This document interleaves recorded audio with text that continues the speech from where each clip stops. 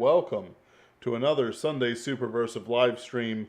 I am your host, Benjamin Wheeler, and today I'm joined, as always, by Anthony Marquetta. Hey, how you doing, Anthony? Fine, thank you. How are you? Never had a bad day in my life. Yes, yes.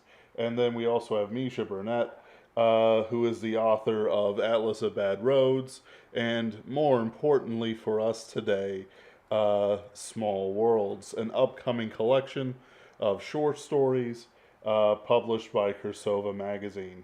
How are you doing today, gentlemen? I'm doing fine.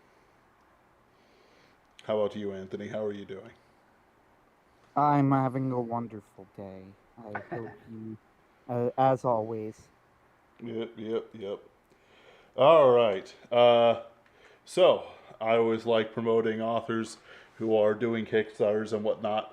This Kickstarter will start tomorrow as it begins May 1st, but we did want to get Misha in early to promote his work. Misha is a tried and true author. He has been proven time and time again to be a producer and a publisher of excellent short stories and other stories as well. Misha, why don't you tell us a little bit about your biography and then tell us about Small Worlds? Well, I was born close to 60 years ago in a hospital that no longer exists outside of Chicago, Illinois. Um, and then I did a lot of really boring things for about 55 years, and then I started writing. Um, I don't have a modern writer's biography. I didn't go to college. I didn't even finish high school. Don't have an MFA, um, any of that stuff. I have, the old. I have an O. Henry kind of biography. I was a taxi driver. I've been a locksmith. I fixed postage meters. Um, Done a lot of random jobs. I was a bouncer in a strip club, and and just kind of picked up everything. Oh, hey, it's not John Dacre. Um, Picked up everything I know, kind of on the fly. I There's a Gay and Wilson cartoon that I love where there's the man who's painting a tree and this kid is watching him, and in the painting there's like all of these monsters crouched around the tree, and the man is saying, "I paint what I see, child," and that's what I do. I paint what I see. I write about um, pretty much just boring, ordinary pedestrian things, but it's like, wouldn't it be cool if there were goblins in this fast food restaurant, or wouldn't it be cool? I just kind of daydream, kind of think, okay, here I am doing a boring, ordinary job. What would make it really cool is if suddenly a million zombies came through that window, and that's what I write. So I have three grown children, one of whom is a fan of my writing, and the others I don't think have read anything I've written.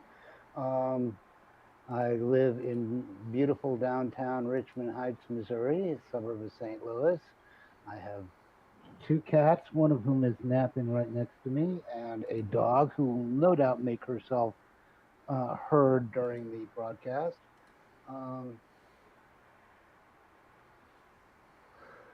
I guess that's about it. Outstanding.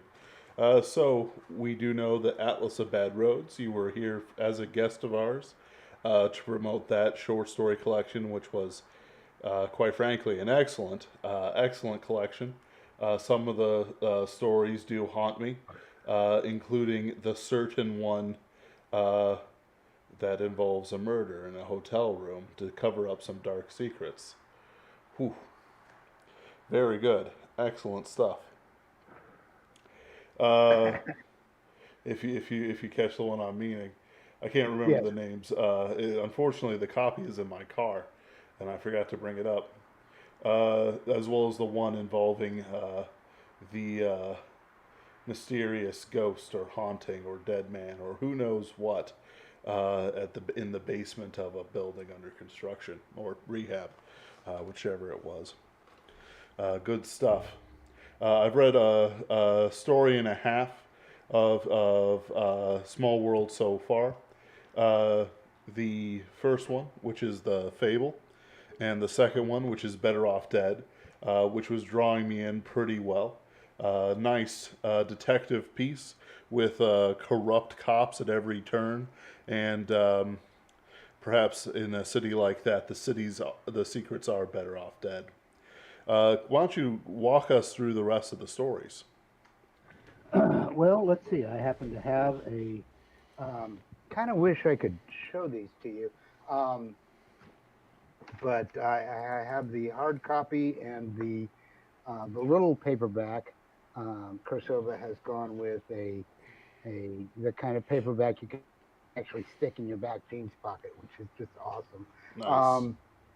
Um, but there's Better Off Dead, which um, is a new Eric Ruger story.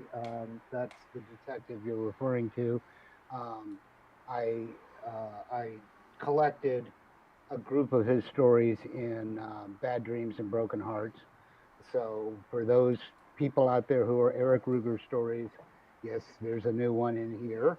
Um, let's see, 284 miles to empty, which is kind of a weird. It's a Twilight Zone episode. I like those. Um, don't want to say too much about it, except it's about a guy who is driving from.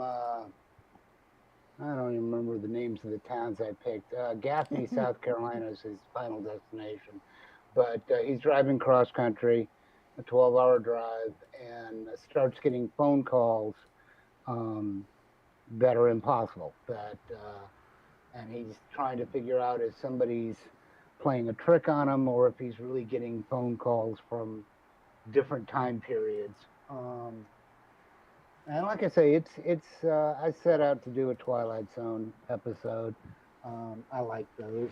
Um, Johnny and the Nightmare Machine. I've got three different stories. Well, yeah, that are kind of on the fringes of lit RPG, just because I find that's a fascinating concept. Um, but Johnny and the Nightmare Machine is about a guy who gets um, uh, for complicated reasons that don't really need to get into, but he gets a lot of stuff out of storage that has been in storage for 10 years or so, and there's an old computer in there. And he finds on this old computer that there's a game loaded that he used to play a lot that was called Realms of Cournois, um, that is based basically on EverQuest and the original, the old style pre World of Warcraft multi MMORPGs. Um, and he plays it, and he loads it up, and it finds out that there is a server still active for this 15-year-old ancient history in computer terms game, and he starts playing it, and everything's fine, and it's just life is wonderful. No, I'm kidding. I don't write stories where everything is fine, um, and things start getting weird. Um, but again, like I say, I'm trying to a lot of these stories, and I don't.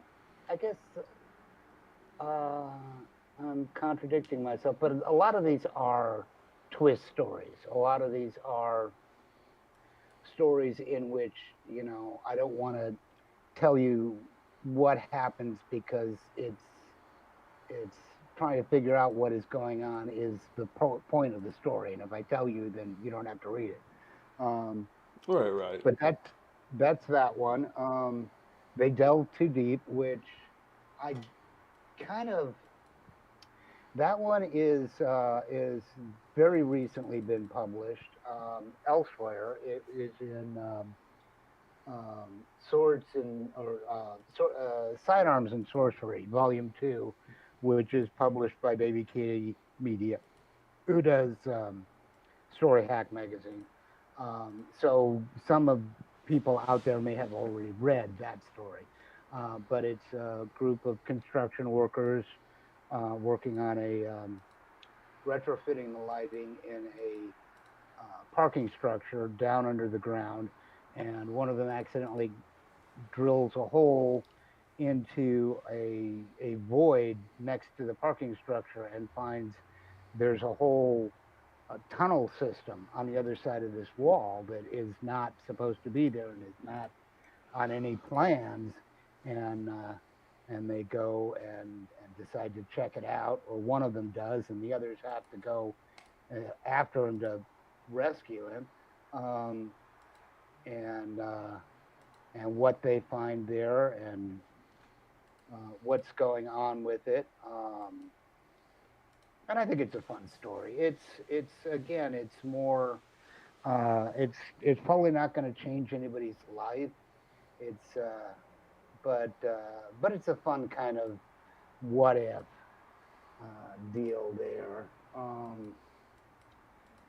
The Irregular, which was originally published in God, what my mind is going here. Pulp Modern in the 1981. Not that it was published in 1981, but the theme of the collection of that issue was 1981, which is about a man who it's after an alien invasion, and there are human resistant fighters who are battling the aliens, and this young man joins a group of resistant fighters, and they're trying to get the strangers off the earth, and what happens then, and how it happens. This Green and Pleasant Sky, which I love this story. I think it's the longest one in there, and it certainly was the one that took me the longest to write. Again, science fiction, near future. There's a man who runs a restaurant. His name is Todd Allard, and he gets very, very deep in debt. And basically, the bankruptcy court gives him a choice that either go to prison or emigrate, and kind of the way that Australia was colonized, and he is sent to a mining, or not mining, a farming asteroid, an asteroid which is basically one giant farm in the sky, and sent there as an ecological engineer, and he goes there and he finds that the previous crew, or the existing crew, are all prisoners from a prison in Florida, and have not been doing a terribly good job, and so he is struggling to get the ecology back on track and get the atmosphere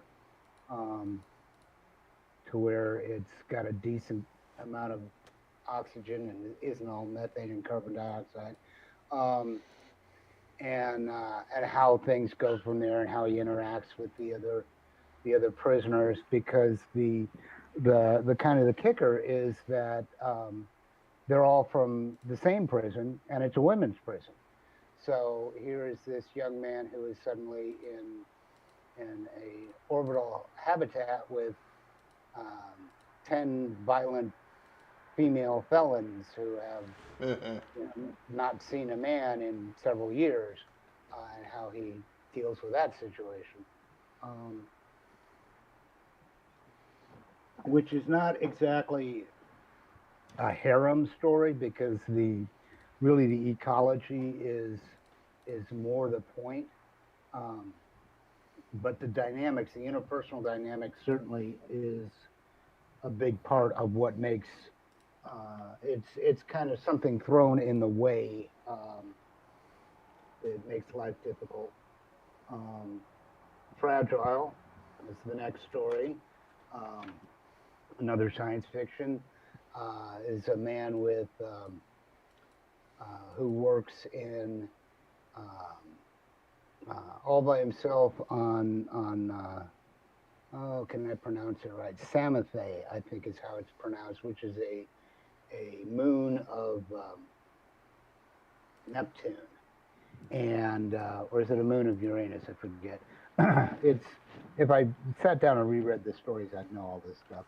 But and he has an environmental brittle bone disease, which is why he's working and living all by himself, someplace that has got about 3% of gravity, um, and a the pilot who is delivering his um, supplies wants to come in and visit for a while, and it turns out that she's not quite on the level and is a dangerous femme fatale who's trying to get him involved in a criminal plot to steal supplies from another ship, and how he figures out how to combat the situation, being as fragile as he is, because he can't possibly go into hand-to-hand combat with anybody. Right. They would just, you know, and so he has to use his wits to get out of that situation. I rather like that one. The Fall of a Storm King, which was published in Kursova over the summer, I think. Again, science fiction. It's a man who's an asteroid miner from Saturn's rings, who is in an accident and suffers some minor brain damage from hypoxia during the accident, so that he can no longer be a what they call a storm king. He can no longer work in the intensely dangerous environment of Saturn's rings, and instead he goes back to Mars, where he was raised, and works as a sightseeing does sightseeing tours down the Valmar and around Olympus Mountain, and gets once again involved in an intrigue, and has to fight for his life in his little tourist shuttle against some people who are trying to take his passenger from him. And the interesting thing about the main character, Luther, in this, is that to work in Saturn's rings, there is modification done to the brain. So he has an accelerated time sense.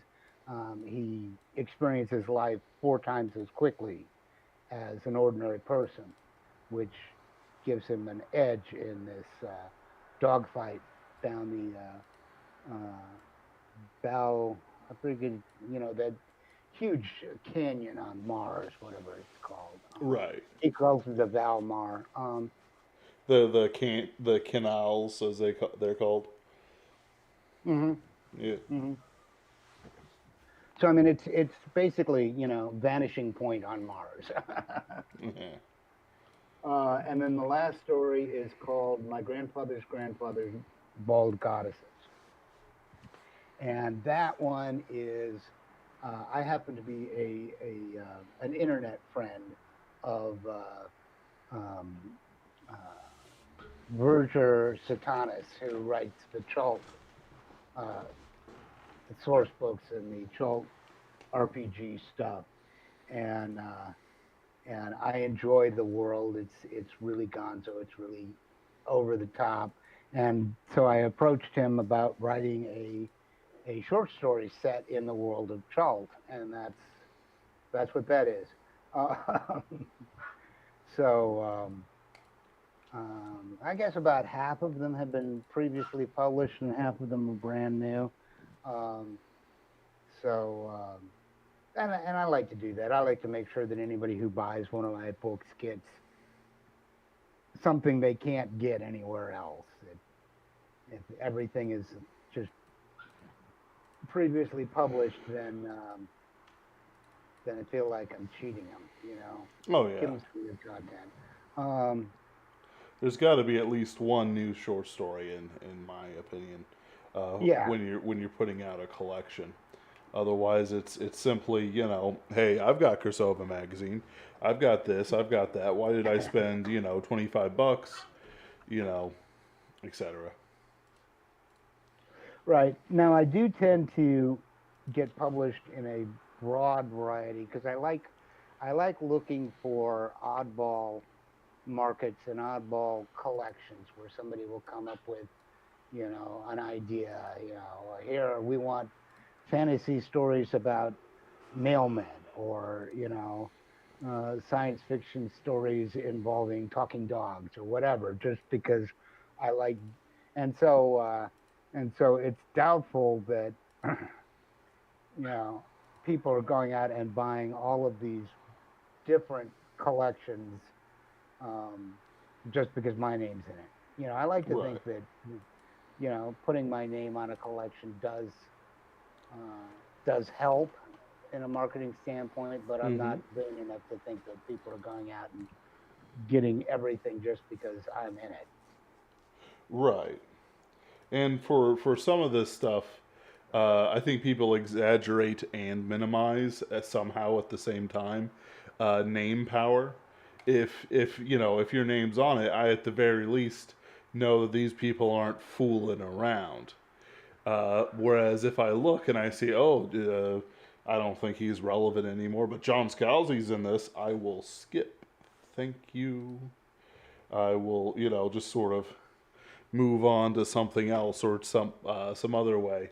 Um, it does affect people's buying choices, but at the same time, uh, it doesn't guarantee a sale either. And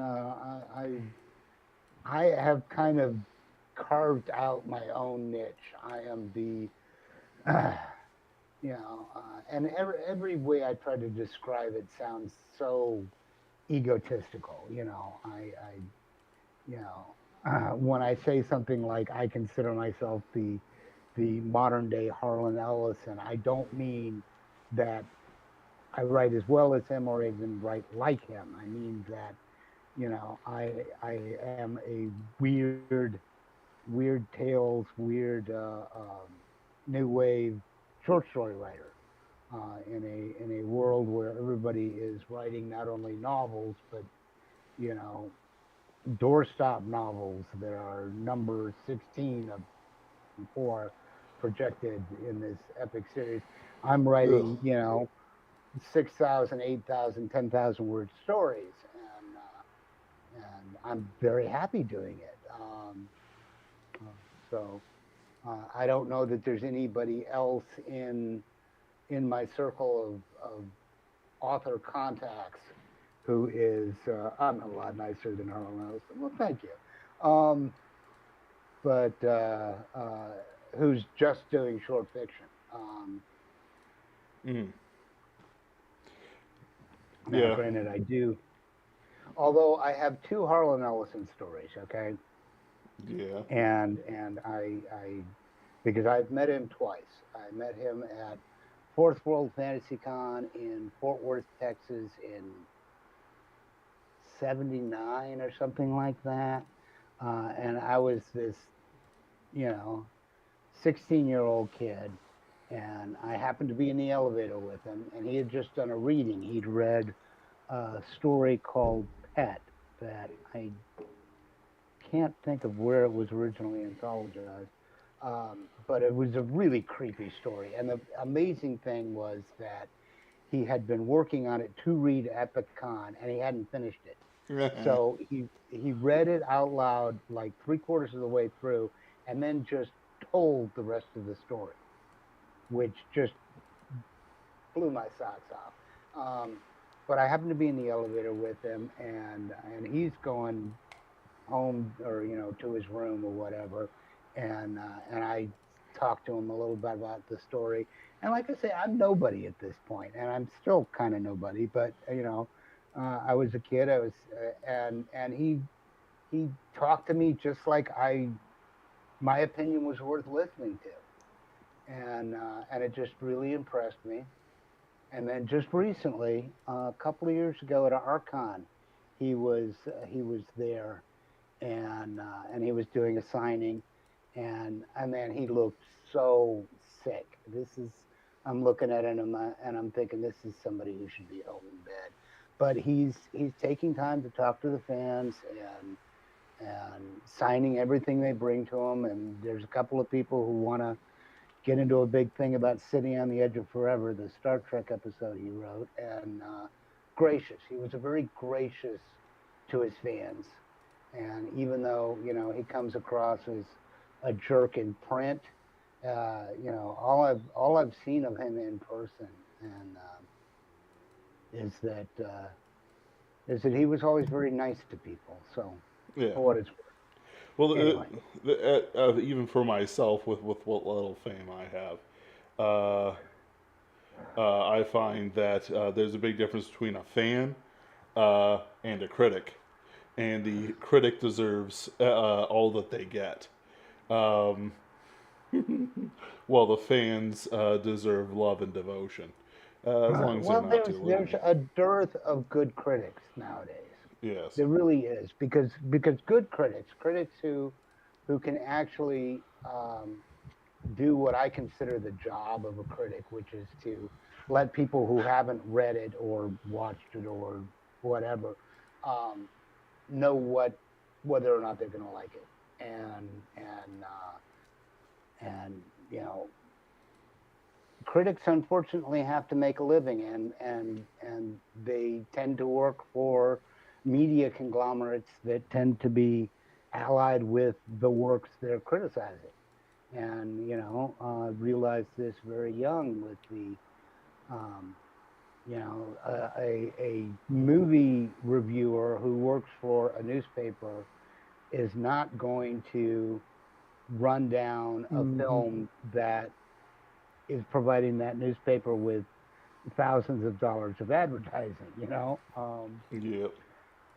We So to need. pop in for the Oh, first please. time, I think you are completely correct about critics, but what's really interesting to me about critics and all and criticism nowadays is that what fascinates me is that critics still have a role in the sense that when critics do pop up that are actually good at their job, they get an audience. Hmm. The critical drinker is the biggest one that I could think of in movies right now. I have no idea what you do or don't follow, so this could all be Greek to you. But uh, he's been around for I think a year and a half now, maybe. And he just kind of exploded onto the scene. And the reason he exploded onto the scene, I think, is to be honest, just because he wrote honest reviews, Right. not beholden to things, Or and Mahler was another one. I don't agree with the critical drinker all the time. I don't agree with Mahler all the time. He writes 2 hour and sometimes 5 and 6 hour movie reviews, and I find them very entertaining. Especially if I'm interested in what he's reviewing, and he's an entertaining critic. But more importantly, I know that when I'm watching Mahler, he's going to give me a genuine analysis of why he thinks that the movie succeeds or fails. With real merits, and I could trust him. I might not be able to trust his opinion. I might disagree with his interpretation of the facts, but that's not the same thing. And there are older critics who I do respect. I might be in the minority. I know that I've seen some right wingers come out against them, but I actually do have a lot of respect for Roger Ebert. I I used to was going to read, bring up Siskel and Ebert yeah, at the movies. Siskel. I don't know enough about Ebert though. I read he has a series called the Great Films, and I enjoyed reading through his reviews there. I thought they were quite insightful. I even agree with some of his critiques that some right wingers I've noticed don't always agree with. For example, he is famous or infamous for calling Dirty Harry, which is a good movie, fascist. And he makes his argument where he says, now, I understand that when Dirty Harry takes the law into his own hands, it's because the world is corrupt and he's right to do it. And the movie makes this very clear. And he goes, but the very fact that they have crafted the world in such a way shows that they have kind of set it up. They've stacked the deck in favor of in favor of the position that You should take the law into your own hands, and you should go rogue. And I like Dirty Harry a lot. I think it's an excellent movie, but I kind of agree with him.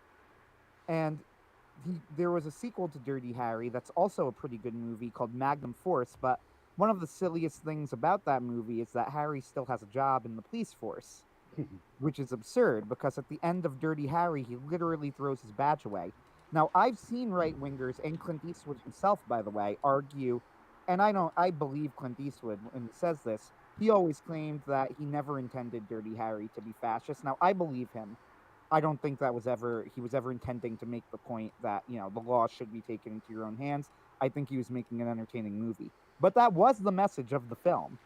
And in Magnum Force, he explicitly goes against it to respond to those critics. And I've seen people go like, see, Magnum Force is, it matches with Dirty Harry. And I'm like, I don't think it does. I think that he created Magnum Force specifically because of people like Roger Ebert pointing out that Dirty Harry had kind of a problem. I hate the word problematic, so I don't know what else to use in this case. Uh, Kind of a problematic message. And in Magnum Force, he wants to make the point like, no, Harry says something like, I hate the system, but the alternatives are worse. And I'm like, that wasn't the message of Dirty Harry. The message of Dirty Harry was throw your badge away and shoot the bad guy. Like, that was the message. It was very explicit. Why does Harry still have a job? Uh, just a tangent, but the larger point I'm making here is that I think that honest critics do still have a place. And the negative view now in modern times towards criticism is really interesting because it's not towards all critics. Like, it's towards critics that people have learned not to trust. Right. I mean, it's like you look at you I've seen several films that where they have shown the Rotten Tomatoes score of the critics score versus the audience score, um, where it's clear that the critics are just um, writing the review that will make their editors happy because their editors will get more advertising revenue from. No, we need, and that's and I've written several blog posts on this, um, but we need people who are genuinely um, unaligned critics, who are just going to read stuff and say this is my honest opinion and this is why and this is the people that I think would like it and these are people that I think would not like it. And if you like lots of extraneous sex and violence, and by all means read it, but if you prefer to avoid that, then you're not going to like it. I mean, that kind of thing is what a reader needs to know. And that but the problem is that people, book bloggers and people like me who I do reviews on my blog, we're not able to put that much time into it. And it's always, well, we need critics who are able to be a critic for a living. But who's paying them? Because if they're being paid by the publishers, then all of a sudden they're no good as critics. So I don't know what the answer is. I don't know what the answer is. I love it when people review my work, and I've been really lucky with most of the people who bother to review my work like it, which is always amazing to me. Um, but it would be nice if there were sites you could go to that would say, okay, this particular author has a new book out. What do they say about it? Um, I'm looking for um, independently published audiobooks, which I do, and Um, what's worth investing in? What's worth buying? What am I going to like? If I like this particular kind of story, um, because you can't trust what is portrayed in the description that is provided by the author or the publisher. They're going to say, "Oh yeah, this is the greatest thing in the world," and It's like X that you like. I'm sorry, I didn't copy that. Oh, it's like that thing that everyone does. It's like X, you Oh know. right, yeah. Well, um, I Oh, am. I once saw an advertisement for a book on Facebook that was probably the most absurd advertisement I've ever seen, where they were literally like, okay, so what if Elizabeth Swann was the main character of Pirates of the Caribbean, and then she struck out, became a pirate queen, sailed the seven seas, and was like, who on earth watched Pirates of the Caribbean and had such a specific idea for what they prefer? Like, who is this for? I don't understand. Just, you had a female pirate novel. That's all you have. Right, right. and the comps everywhere. Yes, absolutely. And comps, particularly movie comps, age so badly and so quickly. Hmm. Um, and if you describe something as a modern day Valley of the Dolls, who the hell cares? I mean, and things move so fast these days. Um, they and maybe that's why everybody wants to do a series, because individual books get lost so quickly and individual films get lost so quickly. Um, you've got so many movies that all they can say about it is this is the latest installment in this particular franchise. Well, pretend I've never heard of the franchise. Pretend I've never heard of Harry Potter. Sell me on Deathly Hallows. Um, and they can't, because that's all they've got. Um, so um, and that's kind of what I guess my marketing niche. My is this is weird shit you've never seen before. Yeah, the what's Harry happening in Potter. the This is nothing like that. yeah, what's happening nowadays with Harry Potter is incredibly ironic, is how I would put it. So, to be clear, I'm one of those guys, like, I was a millennial that grew up with Harry Potter. It was like the first long book that I read. I was a huge fan of the series. I went to a launch party of Half-Blood Prince. I used to be, when I was younger, to be clear, like, but probably up into like early high school at least. I was a big admirer of J.K. Rowling. As a person, I didn't know a thing about her because that's how it was at the time, to be honest with you. Things really changed, but like I didn't know a thing about her except she was kind of a philanthropist and I knew some of her backstory, But I was a great admirer of her, the way she handled fans, the way she right, like all of this different stuff. And you got to remember, like, people forget how beloved J.K. Rowling was for a very long time. Uh, she really was, like, the fans adored J.K. Rowling, and the big reason for this is that she actively supported the fan base. Like, she would do interviews with the heads of the leading fan sites. She used to have, and unfortunately it's gone now and been replaced with something very boring.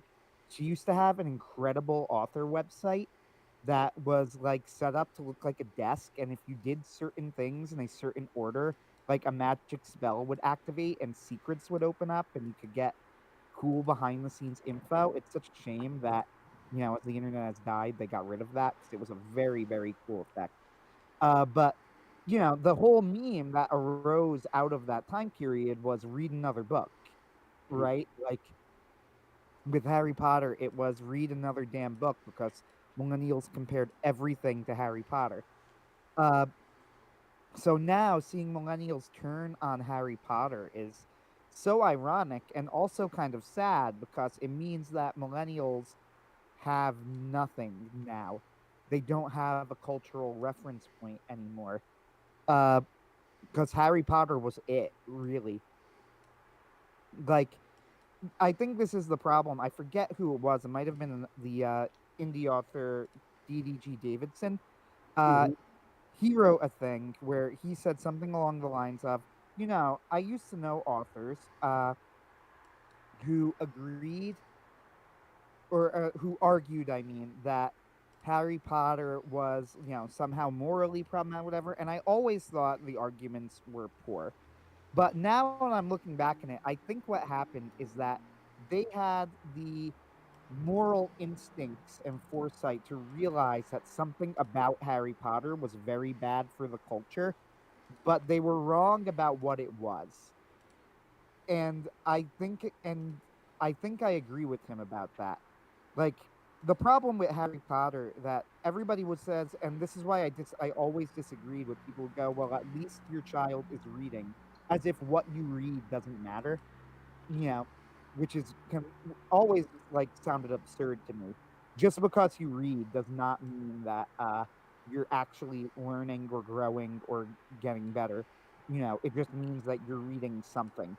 And when you filter the entire world through only Harry Potter, uh, it causes problems. I think that if Harry Potter was a book in someone's childhood, then it would be fine and could be properly contextualized.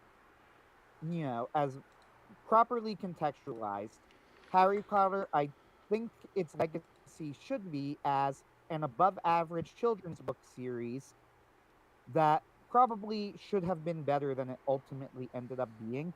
I think that if she stuck to her initial audience of actual children, like 8 to 12-year-olds, instead of trying to move the series towards teenagers, it would have aged better than it did. But I think the first book reminded me a lot of Roald Dahl, who I yes, absolutely adore. But then it started going into um, it started taking itself too seriously, and I agree with you. And I think the big problem with the series, if I had to give like the number one flaw of Harry Potter, it's that the first three books and the last four books are way too tonally mismatched.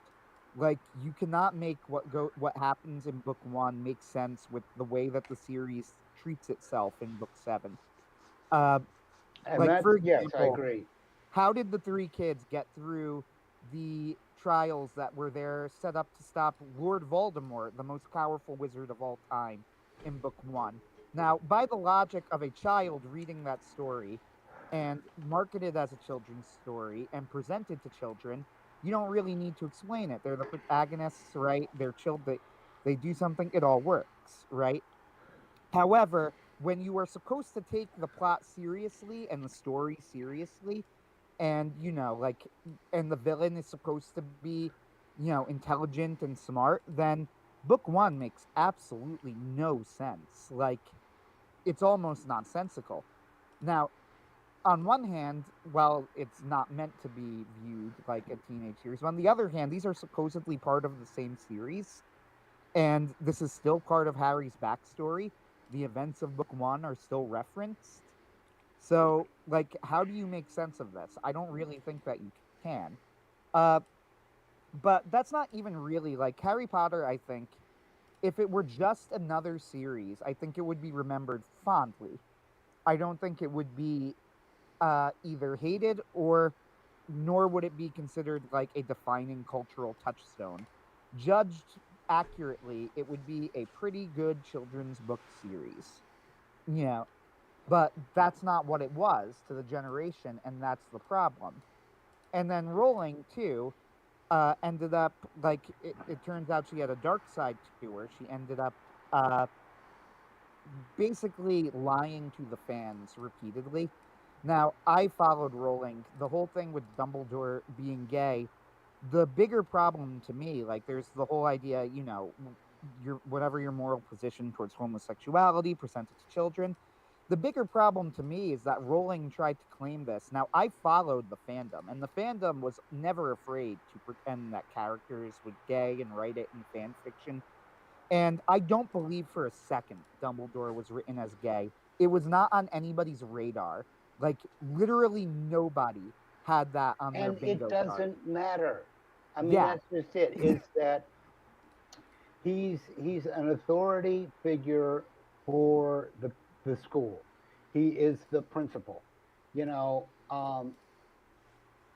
his personal life should have no more bearing than the teachers in Charlie Brown who go, "Mama, rah, rah, rah, rah." I mean, that's not part of the story.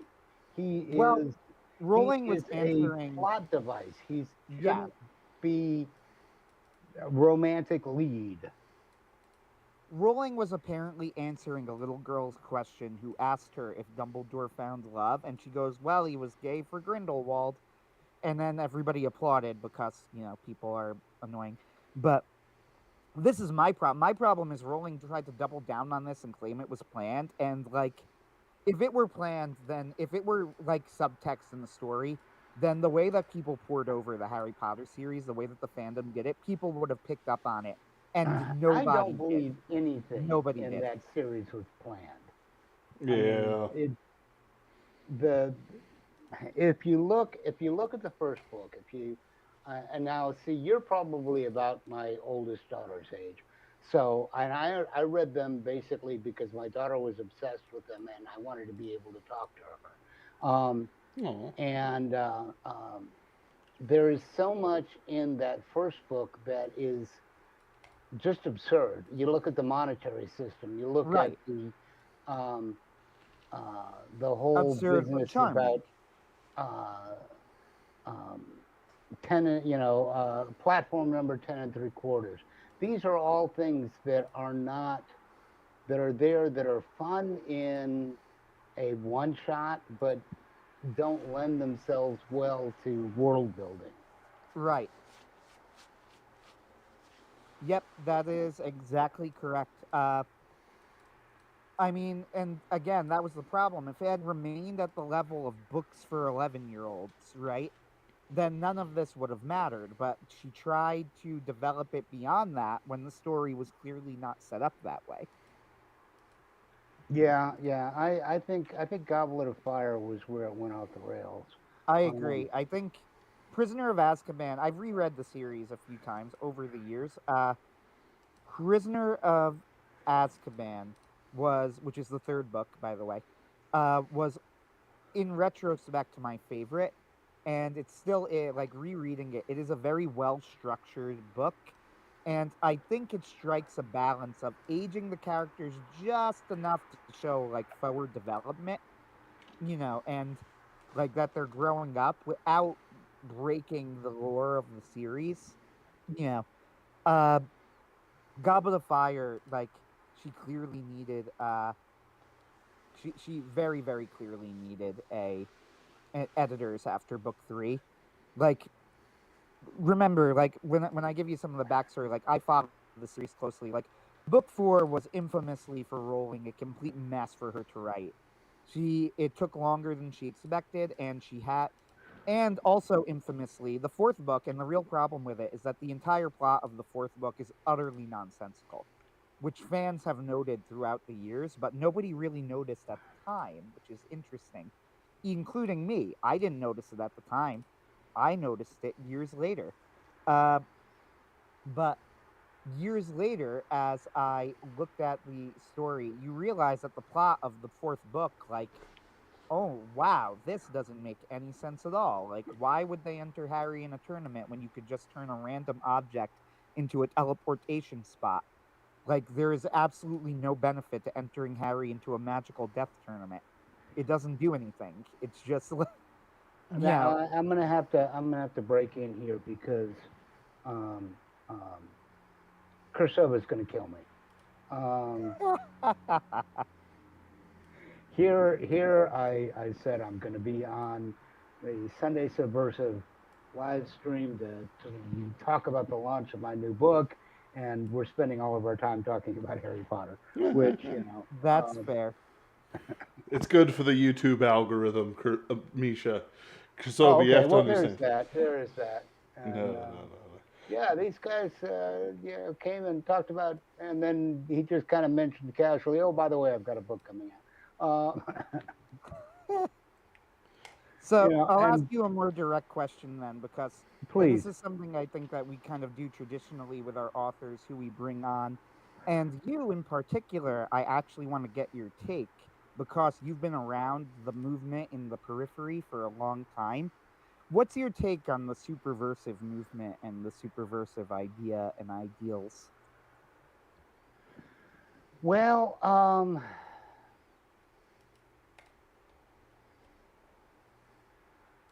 there's a couple of different ways I could approach that answer, but what I say, what I take from Superversive and try to use in my work is the ideal of characters with virtue, and virtue does not necessarily have to mean in the theological sense of hope, faith, charity, and but virtue as in they're good in some way. They might be good in the sense that, the good and the bad and the ugly. The guy was the deadliest one in the world, but that's still a virtue.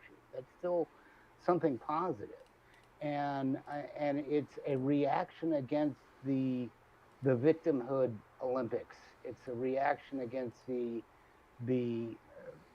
putting forth characters who are downtrodden, who are only the hero by virtue of the fact that they have suffered more than everybody else. I think that's corrosive. I think that's a bad thing to to put forth in fiction. And I try to make my characters admirable in some way. That there is something about them that you can look at and say, if I was like that, my life would be better. If I was in that situation and I did what this character did, I would feel good about myself. I would think, I'm a good person, and not a perfect person, and not what the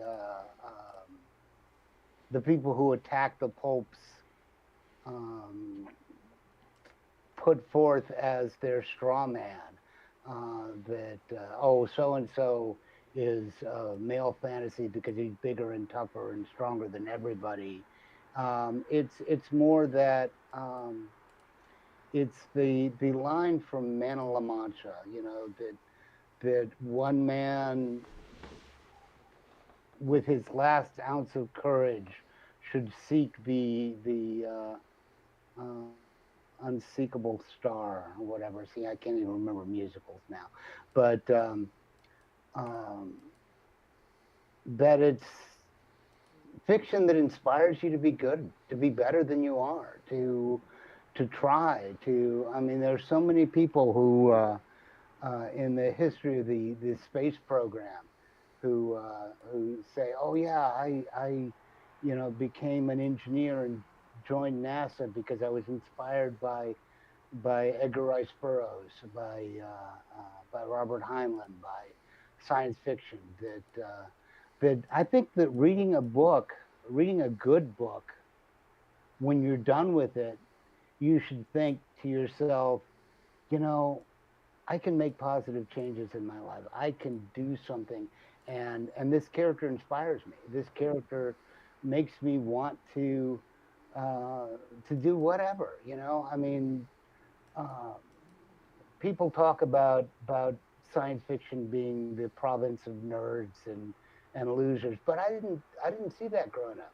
The guys who were there in the high school gym pumping iron, they wanted to be Conan. They were inspired by Robert Howard. They played with swords on the weekends. The D&D group that I was first playing in, they were gym rats, they were athletes, they were jocks, they were um, oh God, the hunters, because I grew up in the country, and everybody was out, and they were like, yeah, this is what they're imagining when they're sitting in a deer blind in 20-degree weather. They're thinking, yeah, I'm Aragorn, I'm a ranger, I'm um, fighting off the hordes of orcs when you're sitting there waiting for a deer. Um, that's what superversive means to me. Superversive means to me entertainment that inspires you to try to do better. Does that help? It does. I've always so early on in the superversive movement, I wrote a few things. I argue that there was some stuff that I considered superversive and not everybody would, like Breaking Bad, for example. I always thought was actually superversive because it had a moral system that it established as real. It didn't reject the concept of right and wrong. Just because the main character was an evil person, uh, it didn't necessarily mean that evil didn't exist. So Yes, I and that's a very important point. that's kind of the difference between like a Game of Thrones and a Breaking Bad, to just use two modern television shows. I know Game of Thrones, the book series too. Uh, like in a Game of Thrones, you get the idea is like what the good people are doing doesn't matter and it's all worthless or whatever, right? Uh, and then with the bad, it's a dog eats dog world, you know. Whereas in a Breaking Bad, he brings this doom upon himself because he's evil. So what I'm saying here is that I get your point. The idea is that there are consequences for actions. Good and evil need to exist. And that in itself is presenting that there is a moral order, that the world, it's not subversive, because superversive is meant to be the opposite of subversive, right? Uh, I know that Dorothy L. Sayers was famous where she was arguing if a Christian, that she has an argument in her prologue to The Man Who Would Be King, which is her play cycle about the Gospels. Uh, and she argues that, or at least she questions, I don't know if she makes it a full argument, but she questions if Christians can even write tragedy. Uh, and I would say that a Christian could write tragedy because it shows the consequences of sin. Yes, and that's something uh, that yes, because I write a lot of sinful characters. Um, I have people who, yeah, there's a difference between um, a character who does something bad and is portrayed as a bad thing, and a character whose actions are morally invisible. That I mean, you look at Raymond Chandler, who is, pretty much invented uh, the noir, the hard-boiled detective, the down these mean streets a man goes who is not necessarily mean, um, and there's a strong moral component in all of his works. What is right and what is wrong is very clear, but what is right is not always possible. And sometimes the choice is as Tom Waits said, two dead ends and you still got to choose. It's the lesser of two evils. There's not always a right answer, as opposed to some of his imitators who are just, the person who wins is the guy who brings the biggest guns.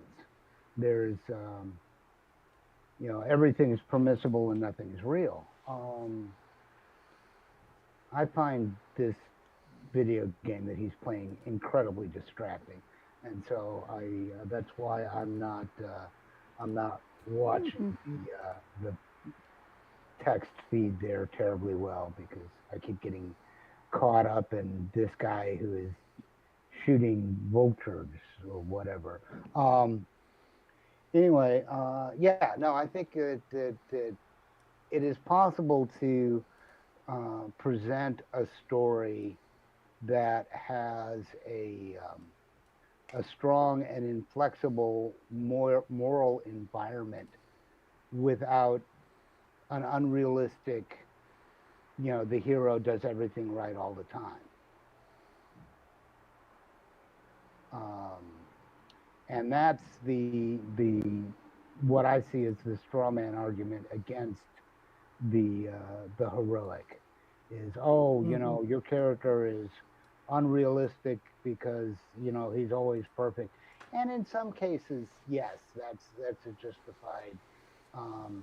That was my big problem with why I couldn't get anywhere with the Monster Hunter International series, is that the character was just perfect at everything. And Yeah, the nicest thing I could say about that is that, from what I understand, talking to people who are fans of the series, is that they will tend to agree, but point out that Larry, or I should say Correa, since we're not on a first name basis, my good friend Larry, uh, that Correa does get better. Like, that was his first book, and he does get better as the series goes on. I wouldn't know. I think it I wouldn't does. either. The fifth book is Monster Hunter Nemesis is probably one of the best like Monster Hunter kind of stories, like what Pinkerton's Ghost does, what like Dracula is, and other things like that. Uh, Legitimately, like one of the best examples in the series, taken from the point of view of Frankenstein, where he fights the Wolfman and tries to figure out what it means to be good because he's a all kinds of fun things. Um, but it's like, yeah, but that's also book five. Book three is almost unreadable, even though it has some very fun moments involving snowplow. Um, book two is, I can't remember a single thing that happens in book two, uh, or book four. Book six was pretty fun. Um, but also he hasn't published any in quite some time. I think one in combination with Sarah Hoyt, who I don't read on principle. Um, it's You're gonna need to unpack that for me in a moment, but keep going. she argued with Fox Day and split puppies. Ah, okay. Yep. Uh, Yeah, well, just FYI, I'm on the Hoyt rather than the Day side on that particular schism. that's fine. It's a dead issue. But it's one of those things where it's like, no, we don't need to fight now. Please stop. Just let the asshole be the asshole. No, it's like it drove me crazy at the time. But it's 6 years. It's not an issue anymore. They burned it down around them, and who cares what the Hugos are? Don't worry Yep. though. I'm sure they're giving it to another uh, gay, lesbian, black woman next year too. Though we'll see what the Chinese have to do with that. The but it does sort of frustrate me because you see these things on the internet and it's like, yeah, the Son of the Black Sword was good for a book and a half, and then it was made very clear that it wasn't going very fast in any one direction, and I kind of lost a lot of steam on it. I got into a couple arguments with him on the whole series thing. And I recently posted on my blog about, that epic fantasy authors just need to get over themselves. That, Yeah. you can't complain that people aren't buying your volume series when you've only written one story, you know. Um, which is Excuse me. another one of my pet peeves, and something I will go on length that I think series fiction is the worst thing to happen to genre fiction. Yeah, Yeah, this we had a long discussion about in the Superversive forums, and we're on the same page here, I think. yep, Uh, which, you know, and once again, like I say, I write short stories. Sometimes I write multiple stories about the same characters, um, but generally speaking, you know, 10 to 15,000 words is enough for me to tell, I think, an engaging story. Um, and the example that I like to use is that, you know, the entire book of Judges is 7,000 words, okay? And that covers several hundred years of Israeli history. If you need, you know, 100,000 words to talk about your story, then maybe you just need a good editor. right. We're in agreement.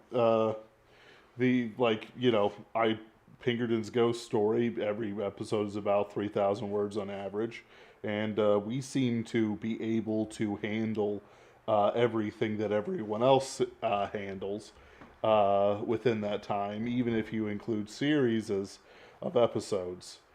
No, you don't need 1,000,000 words to tell the story of a man grappling with his demons or whatever your pleasure is. I do want to also talk about a couple of new projects coming up. How do Absolutely. the Shadows Pulp fit? Okay, now the Shadow Pulps um, are more along the lines of detection, mystery fiction, which has Hmm. always run towards uh, standalones with the same character. Um, you can read any. The Shadow, I'm not all that familiar with, but I read a lot of Nero Wolfe, and you can read any Nero Wolfe story in a vacuum without worrying about where it fits in to the because the same characters are all, Archie Goodwin's always going to be there. Um, his cook is always going to be there. You know, his orchids are always going to be there. Those things Yeah. don't change. Um, but anyway, I wanted to talk about two different anthologies or collections rather that I'm going to be in after the Small Worlds Kickstarter. Kursova is going to be doing the Mighty Sons of Hercules, and I am really jazzed about that. I'm That is kind going of to be a lot of excited fun. too. Yeah, it is. It is basically collection of stories based on Italian drive-in movies. I mean, it's just sheer fun. And then I've been invited to be a contributor in the creation of um, a new universe. Ooh. Uh, J. Mansfred Wixel, and I quizzed him on how to pronounce that name, who does the Tales to Make You Vomit series, has has opened up the vomit verse or the spew verse and I've been asked to write a Tales to Make You Vomit, and I'm really kind of touched that he approached me on that. So that's going to be coming out eventually. You That's the certainly have story the I'm currently working. I certainly have don't the know whether games. I'm going Hmm. Sorry, I going to think be I'm able getting a to. little delay there. Excuse me. Sorry about that. Oh, okay. But I love short fiction, and I love uh, working in working with other writers, other editors, um, and having somebody come up with some off the wall idea, and I'm like, oh yeah, I can come up with something for that. it's enjoyable. Mm. It's what I like doing. So anyway, Short fiction is interesting because, like a lot of things, like it's both easier and harder than longer fiction because it takes a different skill set, right? Uh, you have less time to accomplish what you need to accomplish. Uh, so what you I'm trying to think of how to put this. I swear it's a smart point. I'm a smart person. Uh, Mm. yeah, you have less time when you have short fiction to accomplish things, but on the flip side of this, so you can't include as much, right? You can't include deep as many themes as you can't develop it as thoroughly. The flip side of this, though, is that what you do develop, you need to make very powerful and very memorable very quickly. And that's a very particular skill. Uh, Not everybody is good at it. And there are some people who I think are brilliant short fiction writers who are really not brilliant long fiction writers. Like Henry O'Connor is like the example to me. She is most famous for her short stories. And her novels are just kind of packed together collections of short stories. Yeah, some of them even like were her short stories that she just kind of included in the longer narrative of the novel. And there's nothing like particularly wrong with them because her short stories are great. It just doesn't really work very well as a novel. On the flip side, I consider like Good Man is Hard to Find the best at least the best American short story ever written. I don't know if it's just the way that I'm receiving, but you all of a sudden got really muddy. Your Oh vocal. no, Yeah. So this I don't There you happens go. know. periodically. Did you drop your mic or something? Okay, now it's better. Okay. Um, yeah, This and happens periodically. right. And I have gotten into big arguments about that because I think there are some writers who are naturally gifted short fiction writers who unfortunately have have been, and I think, pressured by their editors to write novels. One of these is Orson Scott Card. People talk about Yeah, the Ender's Ender's Game Game. short story is amazing. Yeah, but unfortunately, it's very hard to find nowadays. But the original short story of Ender's Game was so incredibly powerful. It basically said everything that the 3 or 4 novels said in 10,000 words. And so it was distilled. You are completely correct. I have only read the original short story, but man, when I finished it, I was like, all right, I get it now. Do Like, you have a copy of Unaccompanied Sonata? Because I would love to find a copy of that.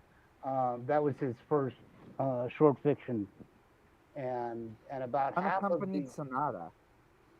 that's the name of his first collection, and Ender's Game was in there, and Lost Boys, which also was expanded into a novel, and um, I think I read the story in Jerry Pournelle's There Will Be War okay, anthology, okay, but I read it and like I finished it and I like sat and I knew the twist because Ender's Game is just very, very famous.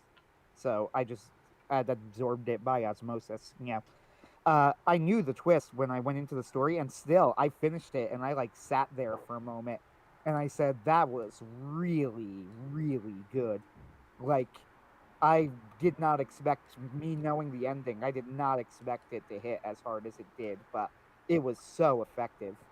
and and Clive Barker is another one. I mean, I love Weave World, but it lacks the punch of the Books of Blood or In the Flesh or his short story collections. Um, William Gibson. Um, there Mm. is, I mean, the what was his Burning Chrome.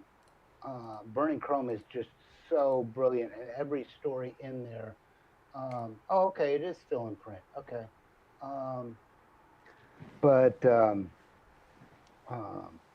and I think it's a shame. I think it's a shame when authors who have this talent for the short form are pressured to write novels because that's where the money is. I mean, even Ray Bradbury, who is absolutely the master of the short form, Graveyard for Lunatics and Murder is a Lonely Business, and those novels that he wrote towards the end of his career. Um,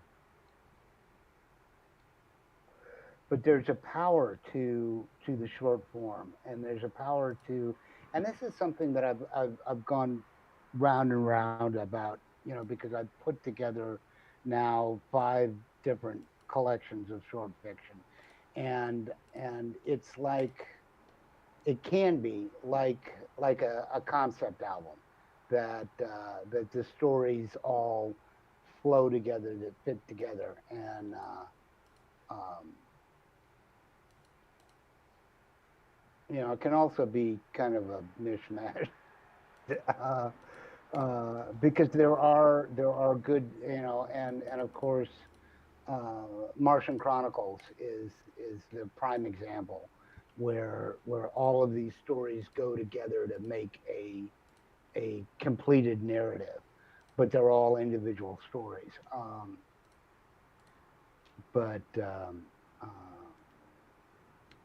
I don't know. I'm excited a lot about the demise of traditional publishing, which I think um, is still here in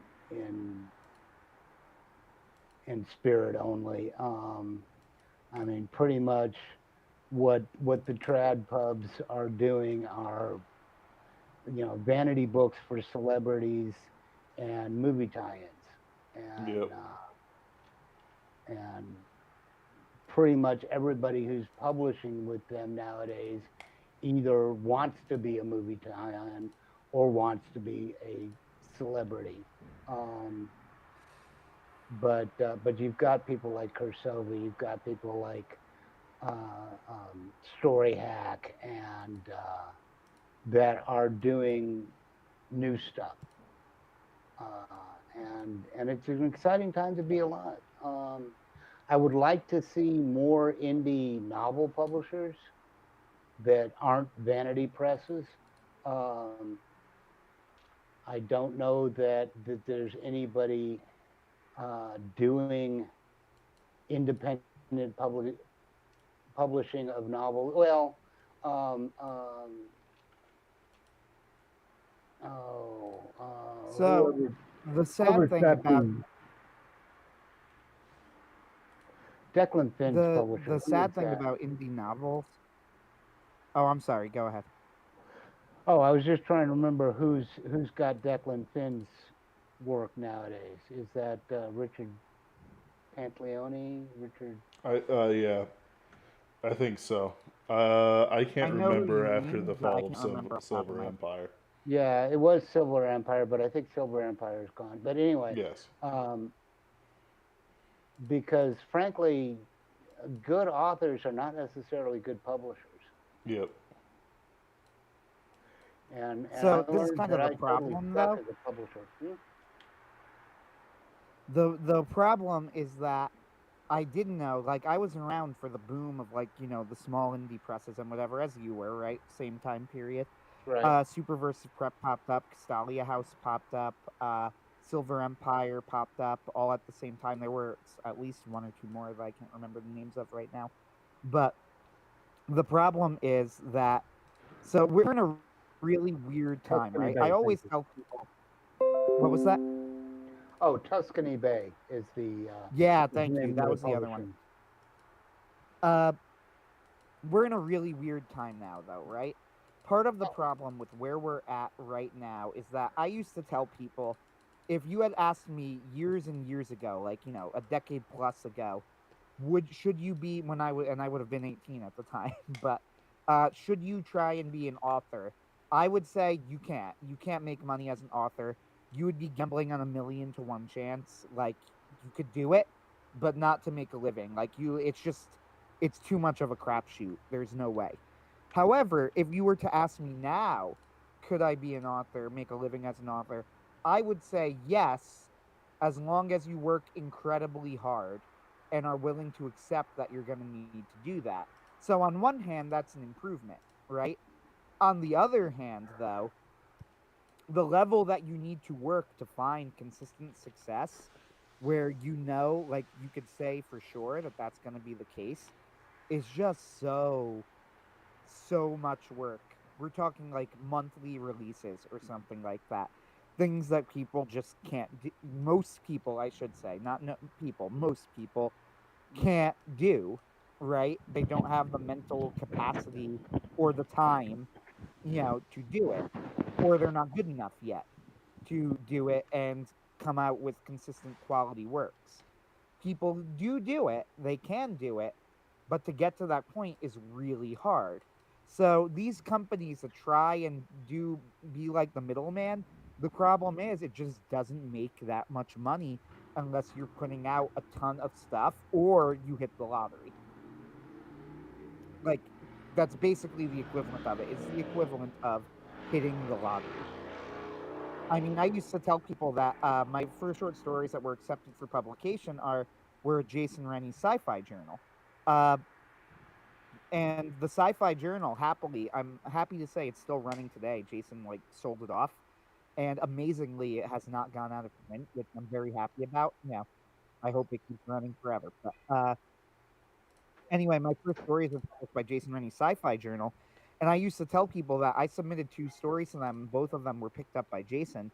And I said, if you look at the statistics of acceptance rates of short form fiction, the equivalent of getting 2 short stories picked up by a magazine is in the range, and when you're new, which I was new, is like in the range of hitting the lottery. Yeah, or close to it. Like it's not quite that extreme because lottery, is like 0.00001%. But you are in like the 1% of people who submit things when you get your fiction picked up. It's a harsh industry. So I understand why people don't want to do it because it's just not, it's very, very hard to be profitable. It also takes patience, and that's the. And I don't want to come across as the old geezer telling everybody, when I was, your age. Well, when I was your age, there was no such thing as the internet. Okay, when I was your age, we ate dinosaurs. But I the thing is that looking back from nearly 60, um, I've been publishing my work for 10 years now. Okay, I don't. I It takes time. It takes time to build an audience. It takes time to build a reputation. It takes time for people to take you seriously. Everybody wants to be a writer, and and I've gotten to the point now where editors are approaching me and are saying, "Hey, I want a story from you for this." Um, but that doesn't happen overnight, and there is no get rich quick. Uh, now that AI fiction is a thing, you got people saying, "Oh yeah, I made $50,000 in a week by publishing the Chat GPT novel." But my if I had one piece of advice to give to a new writer today, I'd say take a deep breath. You're in this for the long haul. This isn't going to happen overnight. This isn't going to happen next year. This is, if you're willing to stick with it for the long term, to put years into building your reputation, building your craft, um, and that's the thing is that, and that goes back to what I was saying about epic series in my blog recently is that people are wanting to uh, be taken seriously. Oh yes, I'm going to finish this 12-book series. I'm going to. Well, you got to prove yourself, and that's the Yep. same in any industry. Yep. the sad fact of the matter is that people tend to flake out, and you've got to show the world that you're not a flake, and that takes time, and that takes putting the elbow grease in and putting the effort in and uh, doing the work over a period of time, and then eventually people will take you seriously. Yeah, it is worth noting that of all of the publishers I mentioned, one did make it long term, and that was Stalia House. And some people might not be happy that that is the one that made it for a variety of reasons, but it did. And it also happened to publish one of my books, so I'm glad that they did. But uh, so it's not, I say this with the flip side that it's not totally hopeless either, right? No, no, no, absolutely not. I mean, I've got a lot of short stories published by people who don't exist anymore, and it's fine because the rights revert to me. And I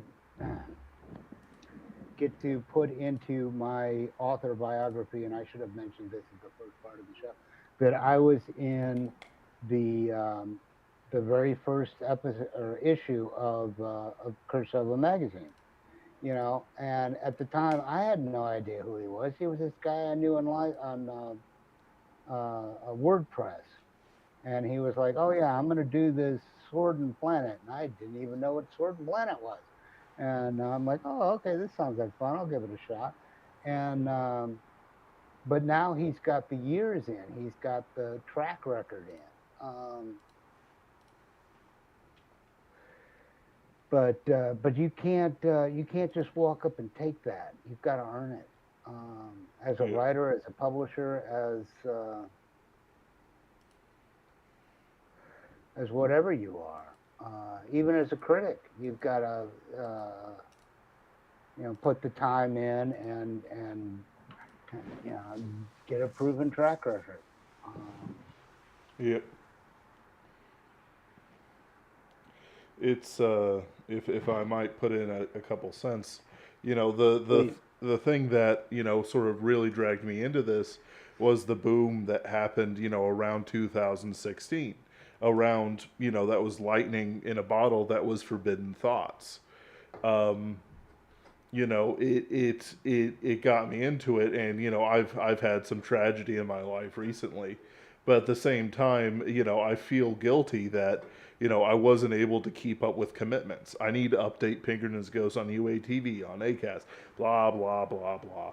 you know and the spirit that was 2016, before everyone started bickering and fighting and spreading out a bit. Some people to great success, other people to just whatever they were doing before, isn't going to happen.